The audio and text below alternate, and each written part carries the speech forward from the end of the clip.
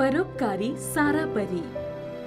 परी लोक की प्यारी दुनिया में एक से बढ़कर एक सुंदर परियां रहती थी।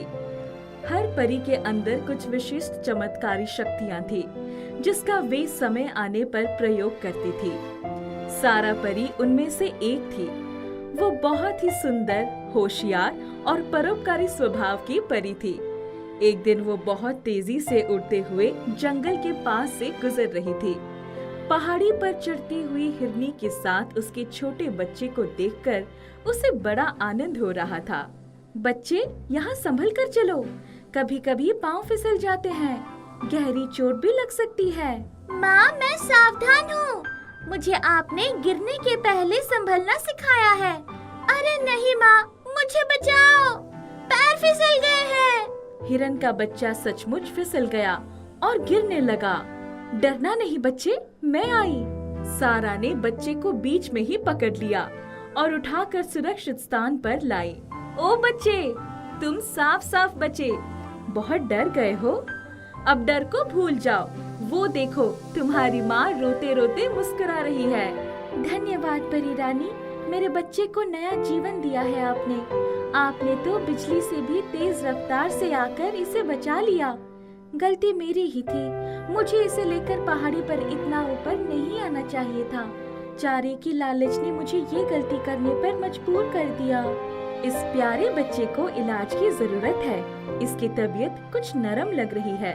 मुझे शहनाज परी को बुलाना होगा, वो इलाज में माहिर है। सारा ने कुछ जादू करते हुए इशारा किया और कुछ ही देर में शहनाज परी हाजिर हो गई।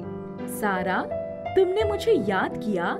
हाँ हाँ शहनाज, इस बच्चे का इलाज कर दो। शहनाज ने कुछ जड़ी बूटी निकाली, उसमें कमल और बेल की पत्तियों का रस मिलाया और हिरनी के बच्चे को खिला दिया। बच्चे, चिंता मत करो, मुझे पूरा विश्वास है कि तुम जल्द ही ठीक हो जाओगे। पहले से ज्यादा फुर्तीले नजर आओगे। बहुत बहुत शुक्रिया शहनाज परी। सारा परी, आपका भी बहुत बहुत शुक्रिया। सेवा करना मुझे अच्छा लगता है, अपना कर्तव्य समझती हूँ। अरे हाँ, मुझे एक बात याद आ गई। मुझे कुछ सुनहरी पत्तियाँ तोड़नी है। परी रानी ने आज ही उन्हें लाने के लिए कहा है। उन्होंने साफ कारण तो नहीं बताया, लेकिन कहा था कि किसी की जिंदगी का सवाल है। ये भी कहा था ये काम किसी भी कीमत पर आज हो जाना चाहिए। सुनहरी पत्तियाँ वो कहाँ मिलेंगी? सुंदरबन में। मैंने रानी परी से वादा किया था। आज ही मुझे सारी पत्तियाँ इकट्ठा करनी होगी। मुझे जाना होगा। नन्हे क्यूट हिरन, बाय बाय, चलते हैं। Bye bye. सारा परी आसमान में उड़ती हुई सुंदरबन के पास पहुंच गई। वहाँ एक पेड़ और उसकी सारी पत्तियाँ सोने की थी। उस पेड़ को छू पाना मुश्किल ही नहीं, नामुमकिन था। रात होने पर वो पेड़ अदृश्य हो जाता है। चारों तरफ जहरीले सांपों की भरमार थी। ये सांप तो बड़े जहरीले हैं, इनका ध्यान भटकाना होगा, इन्हें एक जगह पर सरकाना होगा। सारा ने जादुई सितारा छड़ी उठाई और उसके प्रभाव से बहुत सारे जादुई मेंढक एक जगह इकट्ठा हो गए। सारे जहरीले सांप मेंढकों के पास पहुंच गए। सारा ने सुनहरा मौका देखकर सोने की पत्तियां तोड़कर इकट्ठा कर ली। वो वहां से उड़ी और नदी के पास पहुंचते पहुंचते उसे चिड़िया के 2 बच्चे पानी में गिरकर बहते हुए दिखाई पड़े। अरे नहीं नहीं, बच्चों में आई, आ जाओ मेरे हाथों में। आहा, अब तुम बिल्कुल सुरक्षित हो। मेरे होते हुए भला ये पानी तुम्हारा क्या बिगाड़ सकता है? चिड़ियों के दोनों बच्चों को अपने हाथों में शरण देकर सारा परी उड़ते हुए नदी के किनारे पहुंच गई। दोनों बच्चों को उसने नीचे रख दिया। अरे बच्चों, मैं जानती हूँ तुम्हारे पंख भीग चुके हैं। अरे रे रे रे, तुम्हें अच्छा नहीं लग रहा है? मैं अभी तुम्हारे पंख सुखा देती हूँ। हाँ हाँ, समझ गई।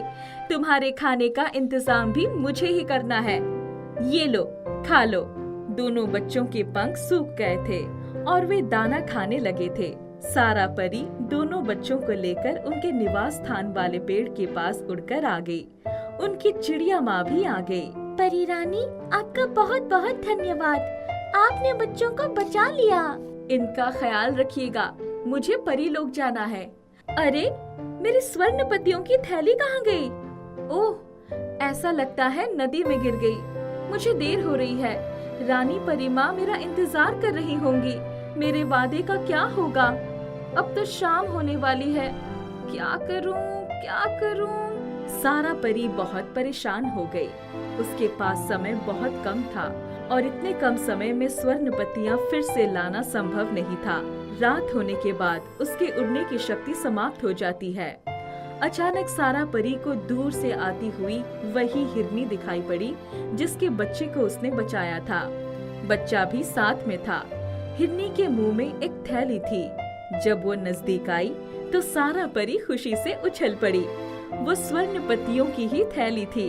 हिरनी ने वो थैली सारा परी को सौंप दिया। परी रानी, जब आप चिड़िया के बच्चे को बचा रही थी, उसी समय आपकी स्वर्ण पत्तियों वाली थैली पानी में गिर गई। वो मैंने देख लिया था। मैंने पानी में तैरकर वो थैली ले ली थी और आपकी तलाश कर रही थी, इसलिए मैं इसे लेकर आपके पास आ गई। बहुत बहुत धन्यवाद। आपने मेरी लाज रख ली। क्षमा चाहती हूँ, मेरे पास समय कम है। ये थैली लेकर मुझे सूर्यास्त के पहले परी लोक किसी भी कीमत पर पहुँचना है। सारा परी ने एक बार सूरज की ओर देखा और सबसे विदा लेकर उड़ान भरी। वो जैसे ही परीलोक में रानी परी के महल में पहुंची, सूर्य अस्त होने ही जा रहा था।